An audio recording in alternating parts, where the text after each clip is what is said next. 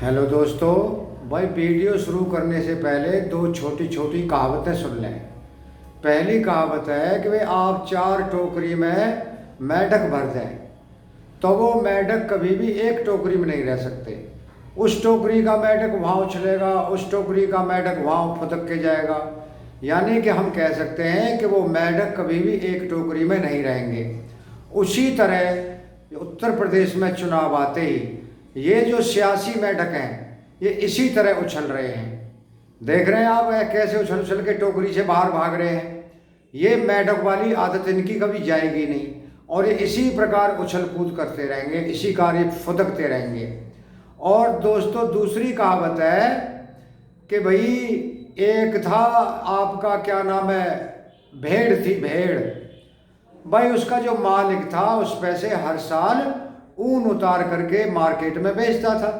भाई जैसे कि रवैया है, कोई भी मालिक है, जब भेड़ पे ऊन बढ़ जाती है, उसके बाल बढ़ जाते हैं तो ऊन को मालिक उतार लेता है, उसे बाजार में बेच देता है।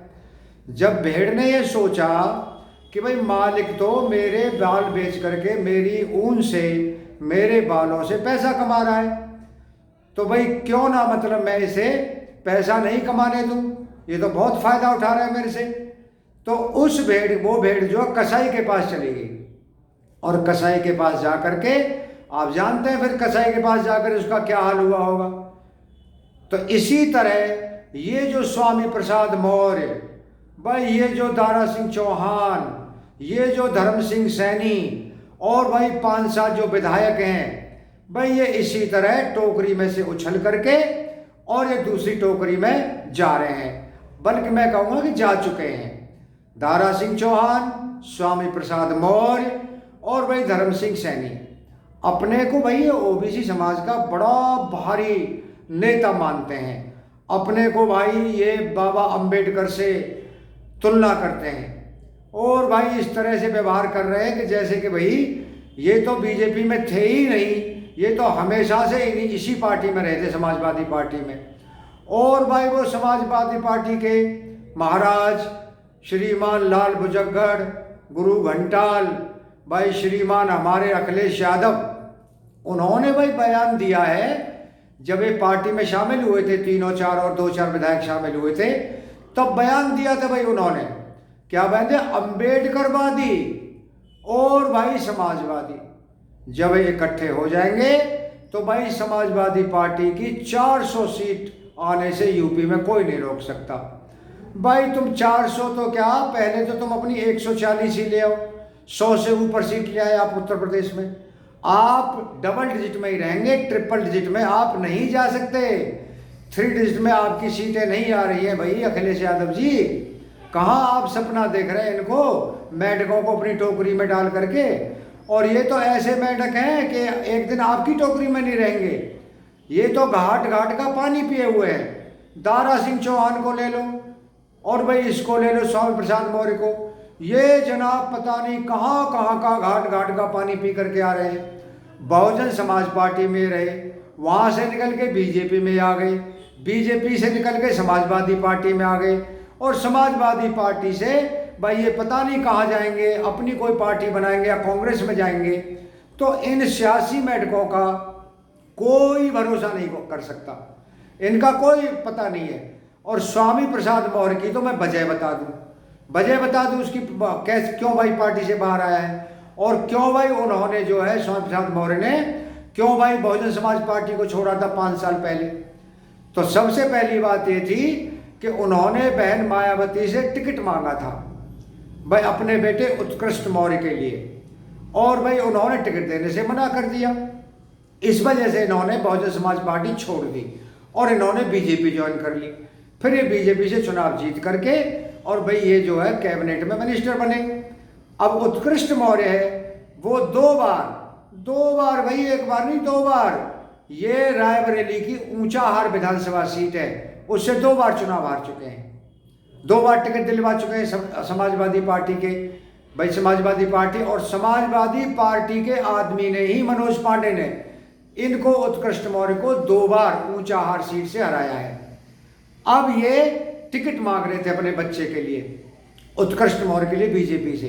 बीजेपी ने भाई मना कर दिया। मना करने के बाद इन्होंने बहाना तो चाहिए इनको कोई न कोई, और इनको बीजेपी से निकलते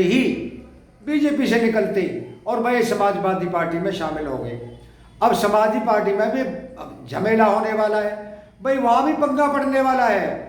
उत्कृष्ट मौर्य को ऊंचाहार सीट से अगर समाजवादी पार्टी टिकट देती है तो समाजवादी पार्टी के मनोज पांडे ने ही इस उत्कृष्ट मौर्य को 2 बार रायबरेली की ऊंचाहार विधानसभा सीट से हराया है। तो ये है सारा पंगा।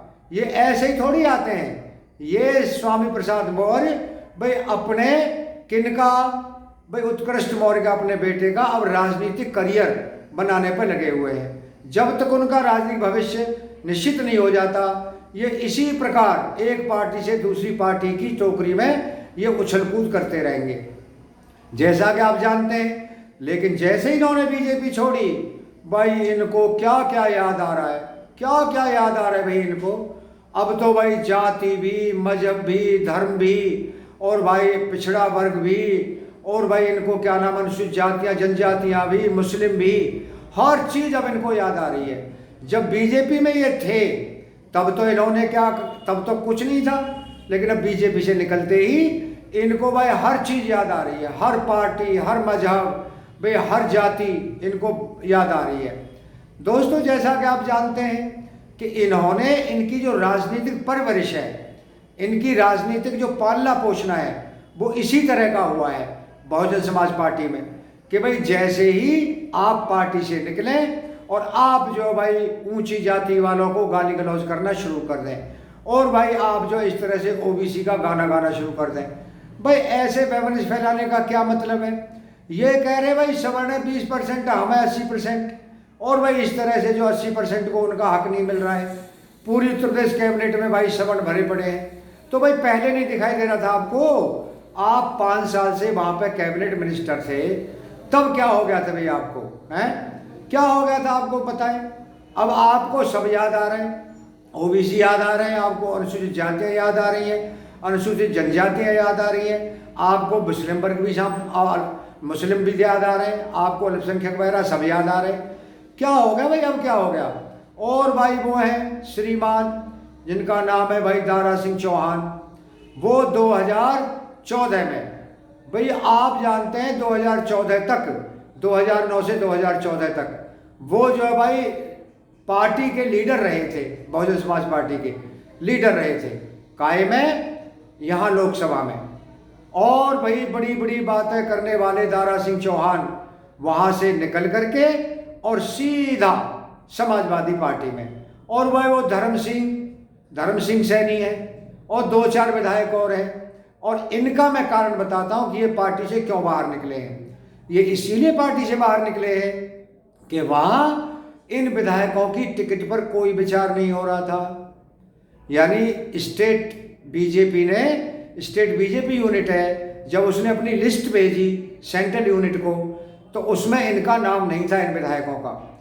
इसीलिए विधायक अब अपना दूसरी पार्टी का रास्ता तलाश कर रहे हैं कि भाई अगर वहीं हमारी दाल गल जाती है, टिकट मिल जाती है, कुछ पैसे वैसे दे के टिकट मिल जाती है, तो भाई ऐसा हम भी चुनाव लड़ लेंगे।